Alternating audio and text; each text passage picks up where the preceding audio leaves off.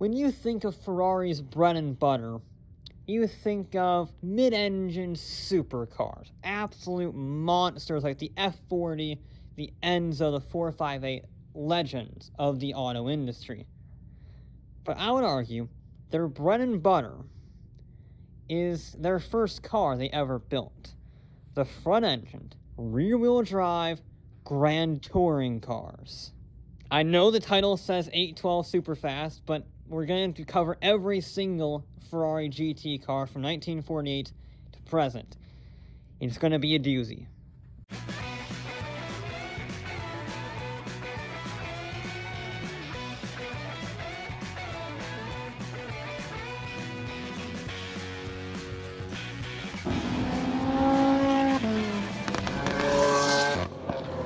Ferrari's first road cars were their front-engined, rear-wheel drive V12 coupes, their grand touring cars. And we all know the story. Enzo Ferrari hated selling these road cars. He disliked it so much that his lack of consideration towards his customers directly led to the founding of Lamborghini. But since racing costs money, he sucked it up and sold road cars to finance his racing programs. Of course, I say road cars loosely. These were proper race cars for the road. Their first ever road car was the 1948 166 Inter, which was in itself a road version of their 166S racing car. And it was a tiny engine, just a 2-liter V12, making 85 horsepower, with a top speed of just 93. But you have to bear in mind, this is 1948. 1948. The Russians didn't even have the atom bomb when this thing was first out.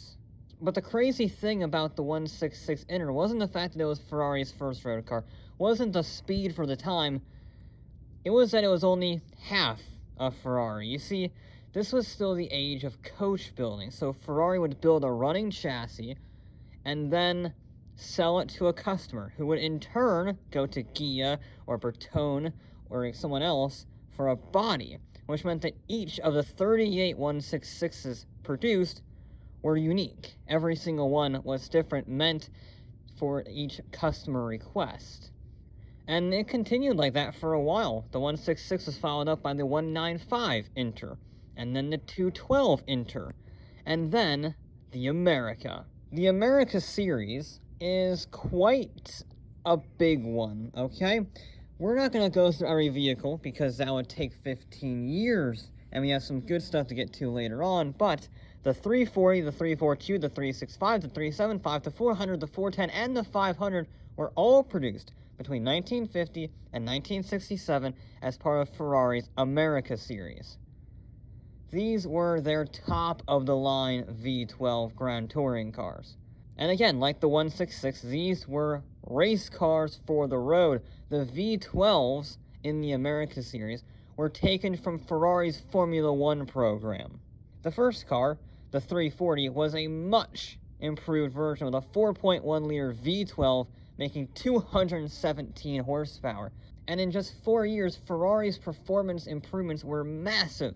Remember, the 166 had a top speed of 93, and the 340 had a 0 to 60 of just 6.4 seconds in 1952. And by 1966, just another decade and a bit later, this was all the way up to the Ferrari 500 Superfast.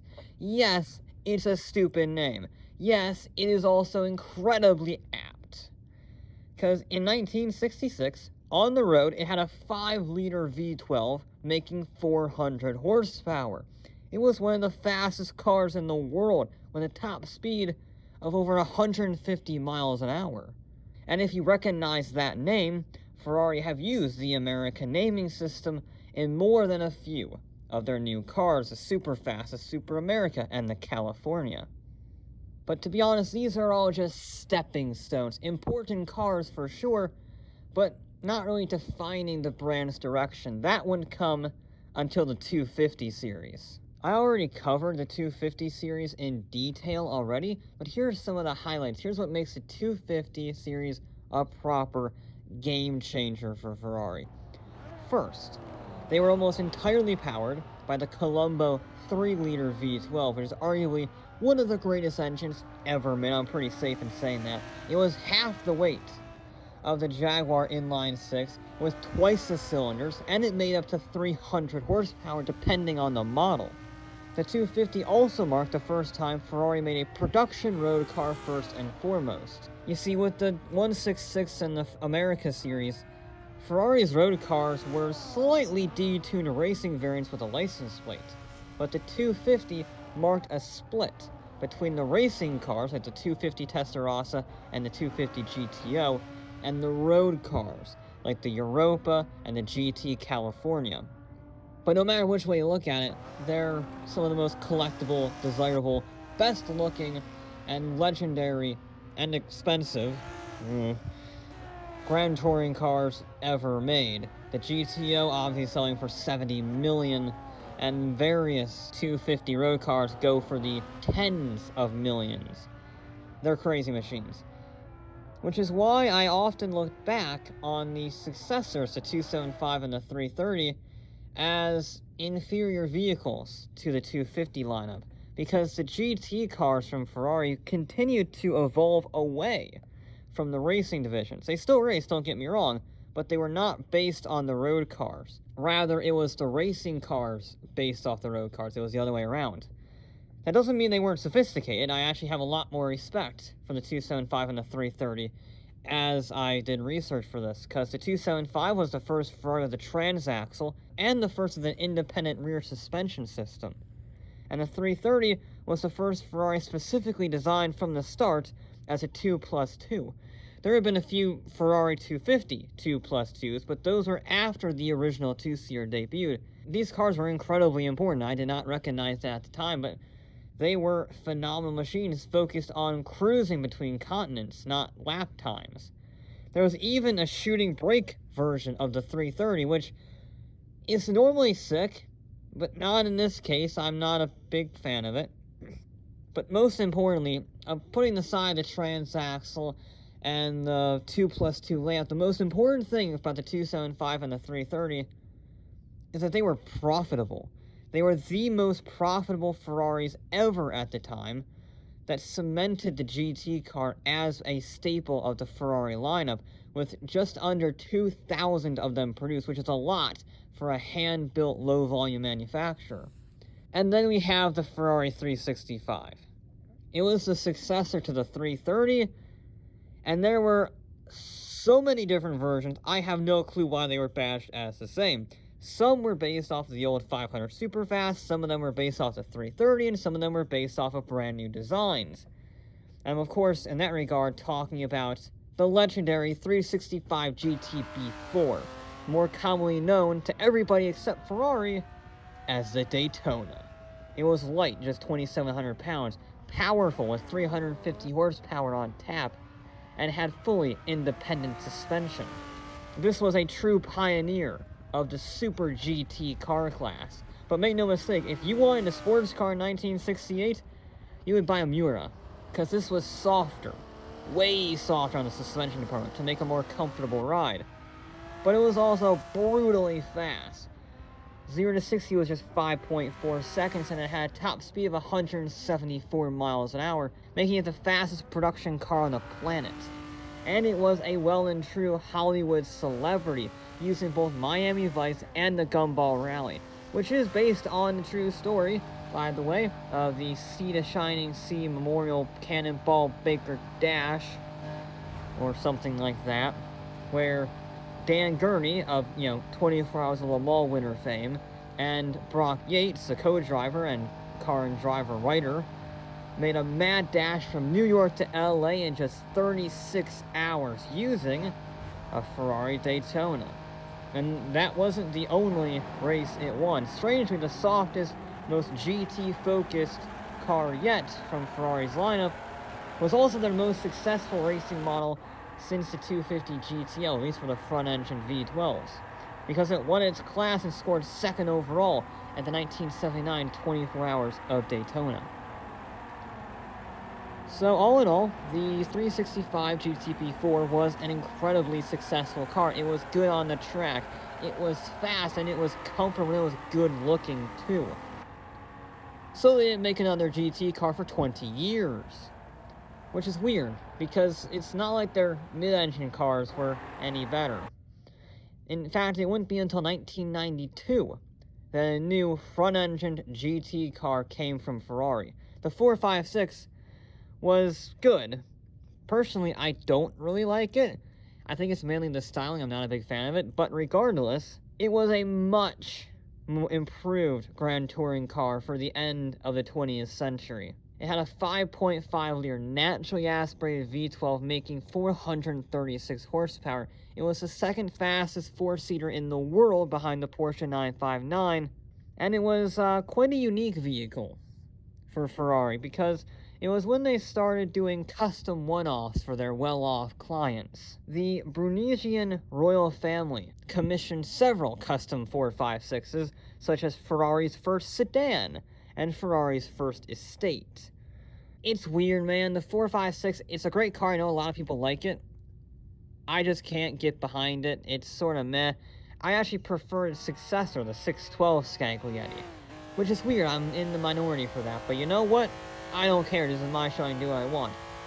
It was, to be fair, the heaviest car Ferrari had ever made at over 4,000 pounds, but it's a 2+2 GT car with a bit of comfort, and it still got a naturally aspirated V12, the most powerful in the world at the time. But regardless of how I feel about the 612 Scaglietti and how it has grown on me, it did not grow on the general public, which is why they kept producing the Maranello twin. You see, just months prior to the launch of the 456, Ferrari made the 550 Maranello, their first front-engine two-seater since 1973. Now, unlike the 456, it was a two-seater, pure and pure. The 456 was a 2+2. This was only a two-seat Grand Touring car. But it did share a lot of components, including the frame, with the 456. And I'll be honest, I think the 550 is a far better car. Primarily because A, it has lots of goodies like vented disc brakes and a limited slip differential for the corners, and B, it had Ferrari's most powerful engine in history with a 480 horsepower naturally aspirated V12, making it, again, one of the most powerful naturally aspirated engines in the world at the time. And the chassis design was excellent as well. So when critics started comparing this car to the 911 GT3 and the Pagani Zonda, the 550 beat them. Grand Touring car, designed to be good on the track and on the road, trounced the 911 GT3 and the Pagani Zonda. That's insane. It even won multiple GT1 class championships around the world with a third in-class finish at the 2004 24 Hours of Le Mans with Colin McRae behind the wheel. It was an incredible machine. I love the 550. It looks amazing, it sounds amazing, and it's fast and comfortable. It really is the all-around perfect package. So how do you improve on such a great car? You don't. What you do is you make the 575M. If you're Ferrari, sure, it had over 500 horsepower, but compared to the 550, it had softer suspension, an optional manual gearbox, and over 100 pounds added to the curb weight. It was definitely a step back for the Ferrari GT lineup, so they made up for it with the 599. You see, if the 612 and the 575 were the most powerful V12s on Ferrari's arsenal, the 599 made them look like Yugos. The 6-liter V12 makes 612 horsepower and produced Ferrari's first 200-mile-an-hour car since the Enzo, and also boasted the first aluminum chassis for a Ferrari Grand Touring car, which meant it had better weight distribution, and along with the semi-active dampers and clever aerodynamics, you get a phenomenal machine, while still sitting in a plush leather interior with a trunk big enough for some luggage. It's an incredible car. It blew people away. And unlike the 550, they actually made it better with the 599 GTO. 220 pounds were saved, 50 horsepower was added, and it was tuned from the even crazier non-road legal 599XX Monster. The result was a front-engine Grand Touring car that lapped tracks a whole second faster than the mighty Enzo. However, it's called the GTO, Gran Turismo Omologato, and since it wasn't homologated for any racing series, it's not really a GTO, so therefore it sucks. Sorry, those are the rules, I don't make them. But what if you wanted the speed of a 599, but you had 2 kids and lived in Sweden? Well, Ferrari answered that very specific question with the FF, their first ever all-wheel drive car. That made it a lot more practical on the snow and in adverse conditions, and it made deploying the 650 horsepower to the road a whole lot easier, which meant that this 2-ton 4-seater could hit 60 in 3.7 seconds, and yet Ferrari wanted more. The GTC4 Lusso, which is the stupidest name ever, also had all-wheel drive, but it made 680 horsepower, and for the first time, 4-wheel steering, in order to combat the understeer brought on by 4,000 pounds of weight and all-wheel drive.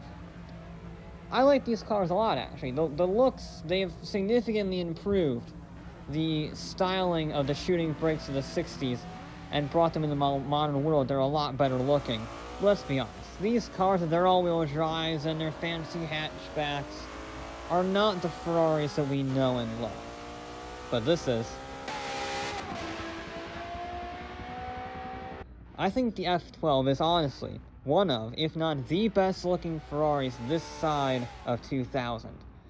It's a masterpiece, which makes it all the more impressive on the engineering side, because underneath that silky smooth, perfect body style is a drag coefficient of just under 0.3 and a 76% increase in downforce over the 599. And under the hood, the engine was enlarged to 6.3 liters of V12 Fury, making 730 horsepower without turbocharging, which is just stupid. It allows it to hit 211 miles an hour without even blinking. It's a monster. So naturally, Ferrari made an even bigger monster called the F12 Tdf. Remember how the 599 trounced the Enzo around Fiorano?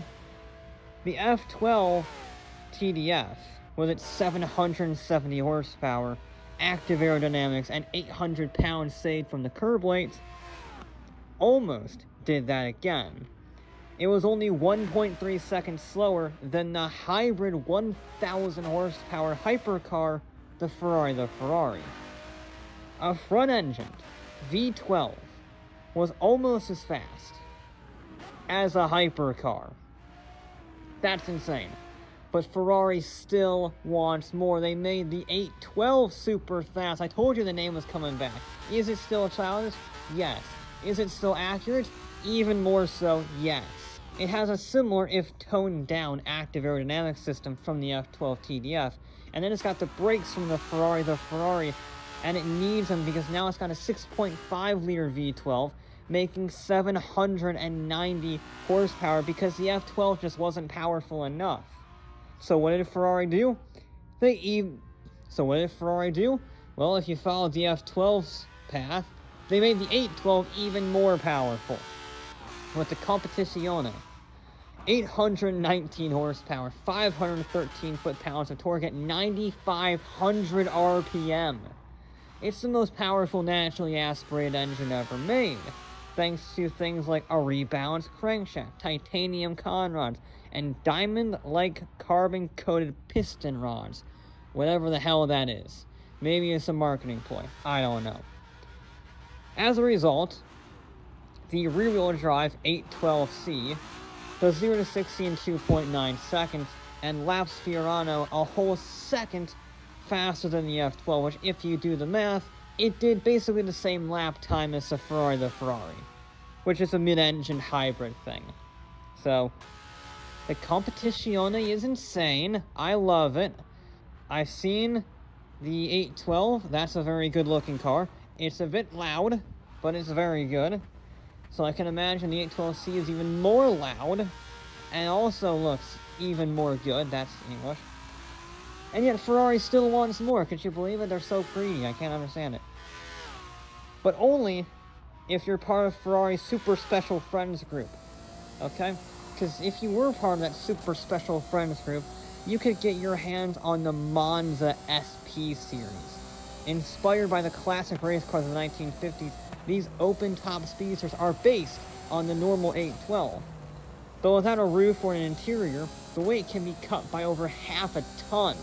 And with an 800 horsepower V12 under the hood, it's amazing. Whether it's a two-seater SP2 or the single-seater SP1, they look amazing, they sound amazing, and they go like nothing else in Ferrari's lineup. They're probably my favorite Ferraris of the last few years. I have not liked a lot of the Ferraris of recent, not relative to their previous catalog. But I think the Monzas are prime Ferrari. It brings back to the days of the 50s and the 60s with modern flair, modern technology, and modern engineering. They're masterpieces. I've seen them. They're very small, albeit very wide. It goes like up to my waist, the top of the car. It's very low. But they're amazing. I love them. And they should be amazing because they cost over $2 million. I guess just because you're on Ferrari's Friends Club doesn't mean you get a discount. These cars, as brilliant as they are, might very well be the last of an era. Every single car on this list is naturally aspirated. Every single one of these cars is a V12. But with new regulations, that is very quickly becoming impossible. So much so that the Italian government is lobbying the EU to try and exempt Ferrari and Lamborghini from the internal combustion restrictions. Will we ever see another naturally aspirated V12 from Ferrari like the 812, like the F12? I don't know. I have my doubts. But we've been saying that same question for the last 10 years, so let's just go a year at a time.